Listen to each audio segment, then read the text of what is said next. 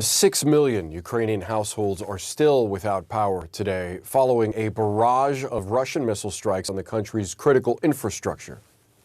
New satellite images from NASA show the extent of the damage. They really are breathtaking, with Ukraine almost completely in the dark compared to the light you can see from its neighboring countries. But this morning, we're learning there is some good news in the capital of Kyiv, where water, heating, and cell service is now being restored. Our Claire Sebastian is following the latest from London. Claire, some progress, but there are still millions of people without power and water as the weather begins to turn bitterly cold. What are you hearing on the ground there?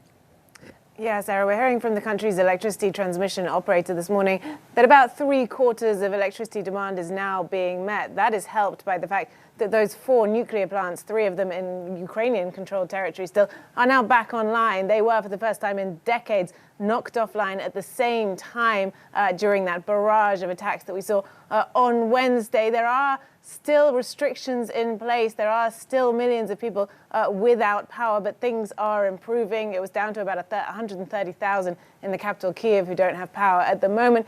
But the hardship, we really got a clear look at what this sort of strategy by Russia, these attacks on civilian infrastructure, is doing to people. Take a look at this picture. A young girl was photographed who had to go to a gas station because she uses a sort of inhaler, breathing equipment, and she needed electricity to make it work. This is the kind of thing that we were seeing. We also saw doctors having to perform operations in the dark using headlamps. There's one hospital in Kyiv, one of Ukraine's biggest state hospitals, that told us that they almost had to evacuate patients when they lost water. That impedes things like sterilizations, all kinds of things in a hospital that require water. So that's really the kind of thing that we're seeing. They are racing to rebuild. They are making progress. But meanwhile, the threat still remains, of course, that Russia will continue with this tactic of attacking civilian infrastructure. The Kremlin said this week that if Ukraine wants the, quote, suffering to go away, they have to meet Moscow's demands. There is no sign that Ukraine is prepared to do that. Claire Sebastian in London, thank you so much. CNN military analyst and retired Air Force Colonel Cedric Leighton is joining us now this morning. Good morning, Colonel. Good morning, Sarah. Let's start with those blackouts. Having been in Ukraine when it's really, really cold, there is nothing like the cold there. Let's listen to NATO Secretary General on Putin's shifting strategy 9 months now into this invasion. What we see now is that President Putin is trying to weaponize winter. And by indiscriminate, deliberate attacks on cities, on civilian infrastructure, he tries to deprive the Ukrainians of gas, heating, water. Weaponizing winter is a great way to put it. How do you fight an enemy that's now specifically targeting civilian infrastructure, making civilians suffer? Yeah, that's one of the most difficult things, Sarah, that you really look at how you defend the major centers, the major population centers.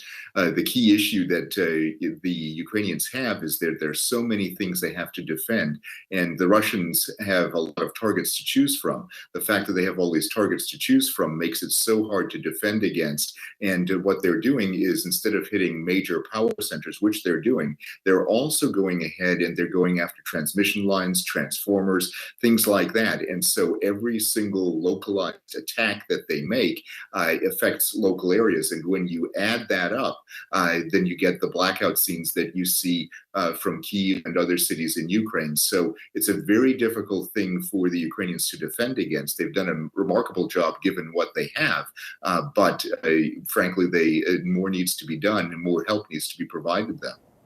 The UN's nuclear watchdog has started providing support to 4 more nuclear power plants in Ukraine after they were disconnected from the grid. There is a huge fear. I remember feeling that fear very vividly when we heard about the takeover of the Zaporizhzhia plant that has been badly damaged. Is there any fear that he will go that far and try to create a nuclear disaster? There certainly is a fear that Putin could weaponize these nuclear power plants. And the way he would do that is potentially use them as a dirty bomb, in essence, a huge dirty bomb. He's done that with the Zaporizhia plant by occupying it. The other plants would be a bit more difficult for him to control because Putin does not, his forces do not occupy them. They're in Ukrainian hands. But if they are struck in a certain way, if their cooling mechanisms, for example, are destroyed or impacted in any way, and the backup diesel generators are hurt, then that could very well spell a major problem for the Ukrainians. And another thing to keep in mind, the nuclear power plants are very important in Ukraine because the country gets about 55% of its energy from those plants, and that makes them a major target for the Russians and their campaign.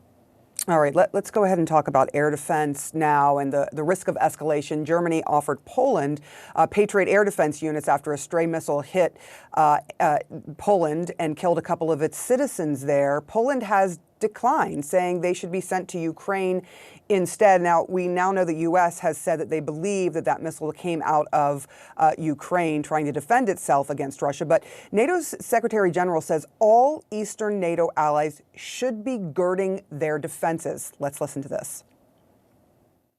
We need both increased air defense of our NATO allies in the east, in the Baltic countries, Poland, Romania, but also we need more air defense in Ukraine. That's obvious. We see the horrendous, horrific attacks every day against civilian infrastructure, against cities in Ukraine, and therefore we need to help Ukraine being able to shoot down those incoming Russian missiles and drones. So if NATO allies start beefing up their military readiness, if you will, their hardware, like air defenses, is this something that might escalate a conflict, or will it give Russia pause?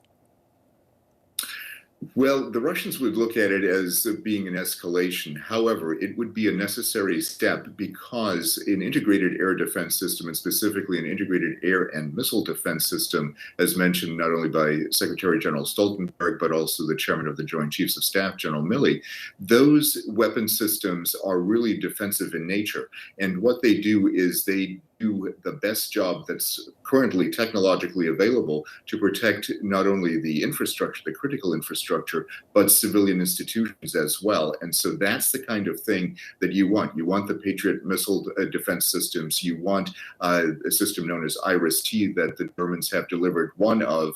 They've got 3 more on the way to Ukraine. Those are the kinds of things that can help protect the cities and help prevent the kinds of blackouts that we're seeing in Kyiv and throughout the country.